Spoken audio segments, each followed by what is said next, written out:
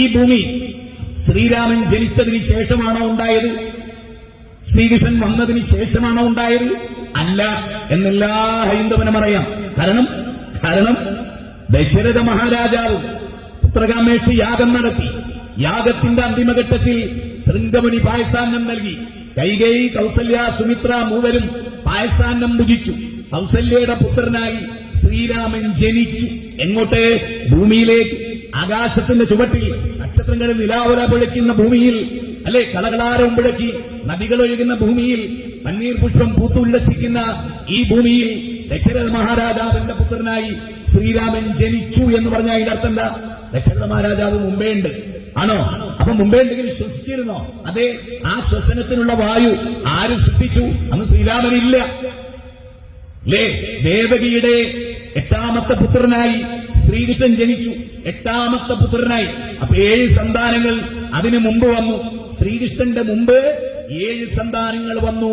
ആരവരെ സൃഷ്ടിച്ചു? അവരുടെ ഹൃദയം ആര് ശരിപ്പെടുത്തി? അവരുടെ കണ്ണുകൾ ആര് ഡിസൈൻ ചെയ്തു? അവരുടെ ശരീരത്തെ ആര് നിയന്ത്രിച്ചു? അവരുടെ ദഹന വ്യവസ്ഥയെ, പാൻക്രിയാസിനെ, അന്തസ്രാവി ഗ്രന്ഥികളെ, പിറ്റ്യൂട്ടറി ഗ്രന്ഥികളെ ആര് സംവിധാനിച്ചു? ഇതൊരു ചോദ്യമാണ്. ബാല, ഈ ലോകം ആദ്യമേ ഉണ്ട്. അന്ന് അമ്പലമില്ല. ഉണ്ടോ? അമ്പലമില്ല. അന്ന് ചർച്ചില്ല, ഇല്ല, പള്ളിയില്ല, ഒന്നുമില്ല. ഹിന്ദുല്ല, മുസ്ലിമില്ല, ക്രിസ്ത്യാനില്ല, ജൈനനില്ല, മനുഷ്യൻ തന്നെ ഇല്ല. ശരി. നരവംശ ശാസ്ത്രം പറയുന്നത് അന്ന് മനുഷ്യനേയില്ല. പക്ഷെ അന്ന് ഭൂമി ഉണ്ടോ? ഉണ്ട്. രാവുണ്ടാകുന്നുണ്ടോ? ഉണ്ട്. സൂര്യനുണ്ടോ? ഉണ്ട്. നിലാവലകളുണ്ടോ? ഉണ്ട്. ഒറ്റ ചോദ്യം, അന്ന് പന്നീർ പുഷ്പം വിടർന്നിരുന്നോ? ഉണ്ട്.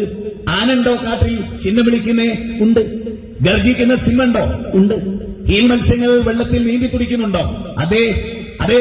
സർഗാസുതടാകത്തിൽ മുട്ടയിടുന്ന ഹീൽ മത്സ്യങ്ങളുണ്ടോ? ഉണ്ട്. ബീവറുണ്ടോ? ഉണ്ട്. എല്ലാം ഉണ്ട്. മാൻപേടകളുണ്ടോ? ഉണ്ട്. മയിലുണ്ടോ? ഉണ്ട്. കുയിലുണ്ടോ? ഉണ്ട്.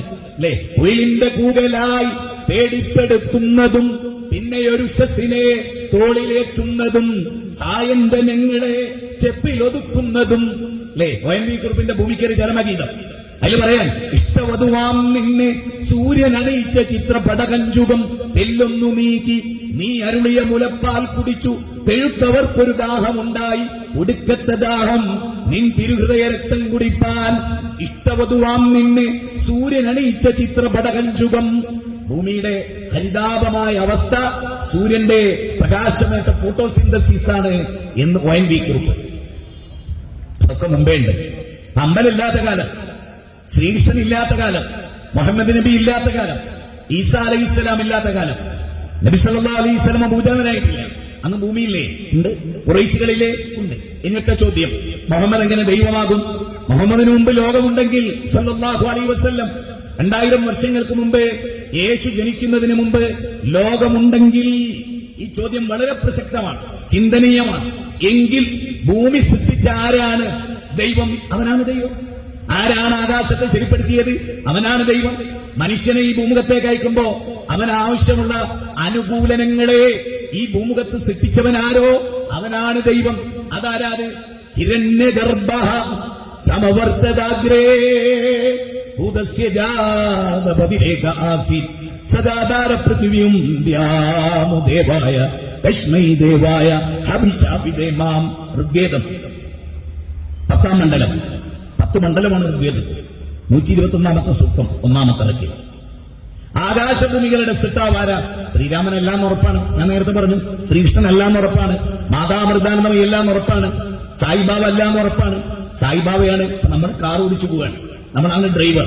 നമുക്ക് അറ്റാക്ക് വന്ന് നമ്മുടെ സ്റ്റെയറിംഗിലേക്ക് മരിച്ചു വീണാൽ പിന്നെ ആ കാർ ഓടും? പറ. ആ കാർ അവിടെ പോയി ഇടിക്കും. സത്യല്ലേ? ആണല്ലേ? കുക്കയിലേക്ക് മറിയും. സത്യല്ലേ? സൂര്യന്റെ നിയന്ത്രണം സായിബാബക്കാണെങ്കിൽ സായിബാബ മരിക്കുന്നതിനോടുകൂടി സൂര്യന്റെ കൺട്രോൾ കൊണ്ടേ പോണം. ചെറിയ തിങ്കിങ് ആട്ടോ പറയുന്നത്. സിമ്പിൾ തോട്ട് കേട്ടോ.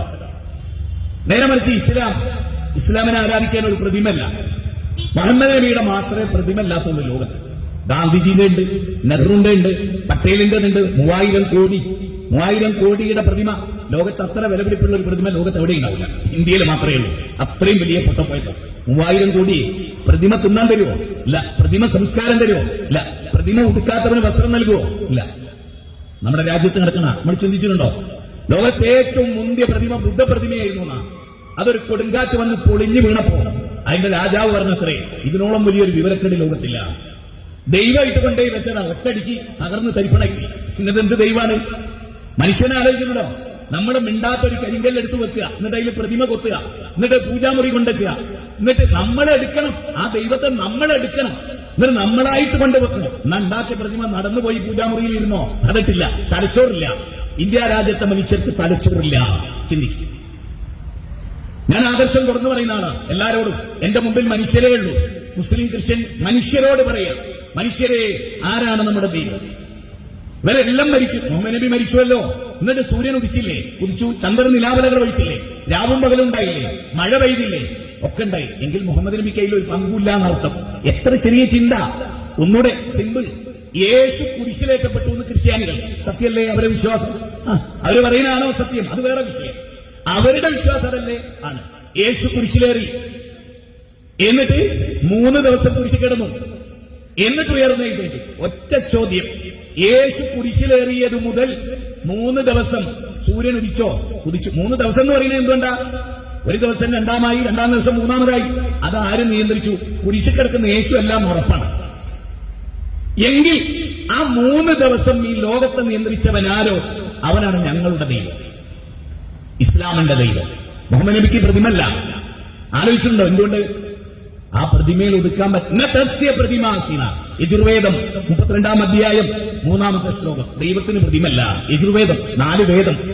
ഞങ്ങൾ പറയുന്നു ബൈബിൾ പ്രകാരം പ്രതിമ പാടില്ല. ബൈബിളിൽ പ്രതിമ പാടില്ല. എന്നിട്ട് ക്രിസ്ത്യാനികൾ പ്രതിമ വെക്കുന്നു. കഷ്ടം. ബൈബിളിൽ എന്താ ഉള്ളത്? നിങ്ങളൊന്ന് കേട്ടോളൂ, ഞാൻ ഒരു വാചകം പറയാം. മിസ്രീം ദേശത്തു നിന്നും, അടിമ ഭവനത്തിൽ നിന്നും നിന്നെ കൊണ്ടുവന്നവനായ ഞാനാകുന്നു നിന്റെ ദൈവം. മേലെ സ്വർഗത്തിലെങ്കിലും താഴെ ഭൂമിയിലെങ്കിലും വെള്ളത്തിനടിയിലെങ്കിലും ഒന്നിന്റെയും പ്രതിമ അരുത്. അരുത്. ഇവിടെ വാഹനം നിർത്തരുത്, ഇവിടെ മൂത്രം ഒഴിക്കരുത്. അതുപോലെ ഈശ്വരൻ പറഞ്ഞാണ്, പ്രതിമ അരുത്, പാടില്ല. അതിന്റെ മുമ്പിൽ നീ സാഷ്ടാംഗം പ്രണമിക്കരുത്. കേനോപനിഷത്ത് എന്നൊരു ഉപനിഷത്തുണ്ട്. 108 ഉപനിഷത്താണ് ഏറ്റവും ശ്രദ്ധേയമായ ഉപനിഷത്ത്. 10 ദശോപനിഷത്തുണ്ട്. ഈശാവാസ്യോപനിഷത്ത്, ബൃഹദാരണ്യോപനിഷത്ത്, മുണ്ടകോപനിഷത്ത്, കഠോപനിഷത്ത്, ശ്വേതോപനിഷത്ത്, തൈത്തിരീയോപനിഷത്ത്, അതുപോലെ തന്നെ അല്ലോപനിഷത്ത്, അങ്ങനെ പല ഉപനിഷത്തുണ്ട്. അതിലൊരു ഉപനിഷത്തിന്റെ 6-7 ശ്ലോകം അറിയാം. യക്ഷുഷാന പശ്യതി ഏന ചക്ഷുംഷി പശ്യതി തദേവ ബ്രഹ്മത്തം വിദ്ധി നേതം യേതിതം ഉപാസതേ യശ്രോത്രേണ നശ്രുണോതി ശ്രോത്രമിതം ശ്രുതം തദേവ ബ്രഹ്മത്തം വിദ്ധി നേതം യതിതം ഉപാസതേ. കേനോപനിഷത്തിന്റെ പ്രഥമ വല്ലിയിലെ 6-7 ശ്ലോകമാണ്. അതിൽ നിന്ന് എന്താ അറിയോ? നീ ബിംബത്തിന് മുമ്പിൽ കൈകൂപ്പി നിൽക്കുന്നുവല്ലോ ഭക്ത, ഇത് സാക്ഷാൽ ദൈവമല്ലെന്നറിയുക. നിന്റെ കണ്ണിന് കാഴ്ച നൽകിയവനാരോ അവനാണ് സാക്ഷാൽ ദൈവം. അവനെ കണ്ണ് പ്രാപിക്കുകയില്ല എന്ന് ഖുർആൻ പറയുന്നു. ലാ തുദ്രികുഹുൽ അബ്സാർ വഹു യുദ്രികുഹുൽ അബ്സാർ. വിശുദ്ധ വേദഗ്രന്ഥം പറയുന്ന കാര്യം ഖുർആന്റെ 6-ാം അധ്യായം 93-ാമത്തെ വചനം. ദൈവത്തെ നിങ്ങൾ കണ്ടെത്തുകയില്ല. നിങ്ങൾക്ക് കണ്ണിന് ദർശനം നൽകിയത് ആ സർവശക്തനായ പടച്ചതമ്പുരാനാണ്. അപ്പോ ദൈവത്തെ പറ്റി ഇനി നിങ്ങൾ ആലോചിച്ച് നോക്കൂ. ഒരു ഉപനിഷത്തിലെയും കൂടെ ശ്ലോകം പറയാം. അന്തം തമഹ പ്രവിശന്തിയേ സംഭൂത്യമുപാസതേ തദോഭൂയ ഇവതേ ഇത് സംഭൂത്യാം രഥഃ. ഈശാവാസ്യോപനിഷത്തിലെ 12-ാമത്തെ ശ്ലോക. അതിന്റെ അർത്ഥം എന്താ അറിയോ? നേർക്കുനേരെ അതിന്റെ അർത്ഥം, പാമ്പിനെ ആരാധിക്കരുത്, പശുവിനെ ആരാധിക്കരുത്, സൃഷ്ടികളിൽ ഒന്നിനെയും ആരാധിക്കരുത്, സൃഷ്ടാവിനെ മാത്രം ആരാധിക്കുക. സൃഷ്ടികളെ ആരാധിച്ചാലോ ഘോരാന്ധകാരമായ നരകത്ത് പോകുന്ന. ഒരു ഉപനിഷത്തിലെ ശ്ലോകത്തിന്റെ അർത്ഥം എന്താണ്? ഘോരാന്ധകാരമായ നരകത്ത് പോകും. നരകവും സ്വർഗവും ഉണ്ടെന്ന അല്ലെ വേദഗ്രന്ഥം, ഋഗ്വേദം, അതുപോലെ പിന്നെ ഭഗവത്ഗീത 2-ാം അധ്യായം 37-ാമത്തെ ശ്ലോകം. ഹതോവ പ്രാപ്സസി സ്വർഗം. അർജുന, ഈ യുദ്ധത്തിൽ കൊല്ലപ്പെട്ട സ്വർഗത്ത് പോകുന്നത്. അപ്പൊ സ്വർഗവും നരകമുണ്ട്. എല്ലാ വേദവും അത് പഠിപ്പിക്കുന്നുണ്ട്. ഇസ്ലാം അതിശക്തമായി സ്വർഗനരകങ്ങളെ കുറിച്ച് പഠിപ്പിക്കുന്നുണ്ട്. ഞാൻ പറഞ്ഞു വന്നത്, ഈ പ്രപഞ്ചത്തിന് ഒരൊറ്റ നാഥനെയുള്ളൂ. നരേന്ദ്രമോദിയുടെ ദൈവാര, ആ ദൈവമാണ് മുജാഹിദ് ബാലുശ്ശേരിയുടെയും ദൈവം. അങ്ങനെ പറയാൻ ഒരു സന്യാസിക്ക് കഴിയില്ല. ഒരു സന്യാസിക്ക് ഇവിടെ വന്ന് ഈ പ്രപഞ്ചത്തിന്റെ നാഥനാണ് ഈശ്വരൻ, അവനെയാണ് ആരാധിക്കേണ്ടത് എന്നൊരു സന്യാസിക്ക് ഇന്നത്തെ ഇന്ത്യയിൽ പറയാൻ പറ്റില്ല. ഒരു പള്ളിയിൽ അച്ഛൻ ഇവിടെ വന്നിട്ട് ഞങ്ങളുടെ ഒക്കെ ദൈവം ഒന്നാണ്, അത് യേശു അല്ല എന്ന് പറയാൻ പറ്റില്ല. യേശു ആണ് എന്ന് പറഞ്ഞാലോ, അല്ല പിന്നെ ഫാദറെ യേശു ജനിക്കുന്നതിന് മുമ്പ് ലോകല്ലേ ഉണ്ട്. അപ്പാരായിരുന്നു ദൈവം? എനിക്ക് ഏറ്റവും അത്ഭുതം തോന്നിയത് സായിബാബ, എന്റെ നാട്ടിൽ ബാബുവേട്ടനുണ്ട്. സായിബാബയുടെ പ്രതിമയുടെ മുമ്പിൽ അദ്ദേഹം നിന്ന് പ്രാർത്ഥിക്കുമ്പോഴാണ് സായിബാബ മരിച്ച വിവരം കിട്ടുന്നത്. ഒരു മനുഷ്യൻ ദൈവമെന്ന് കരുതി സായിബാബയോട് പ്രാർത്ഥിക്കുന്നതിനിടയിലാണ് സായിബാബ മരിക്കുന്നത്. ബാബുവേട്ടൻ ഒന്നും ജീവിച്ചിരിപ്പുണ്ട്, സായിബാബ മരിക്കുകയും ചെയ്തു. എന്റെ ദൈവം ഞാൻ മരിക്കുന്നതിന് മുമ്പ് മരിക്കുക, എന്തൊരു അത്ഭുതമാണിത്. മനുഷ്യന് ബുദ്ധി കൊടുത്തിട്ട് വർക്ക് ചെയ്തില്ലല്ലോ.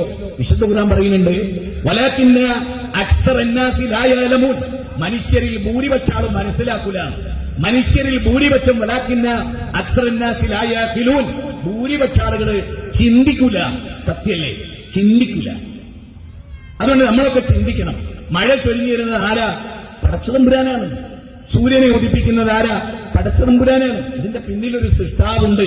അവന് അറബി പറയുന്ന പേരാണ് അല്ലാഹ്.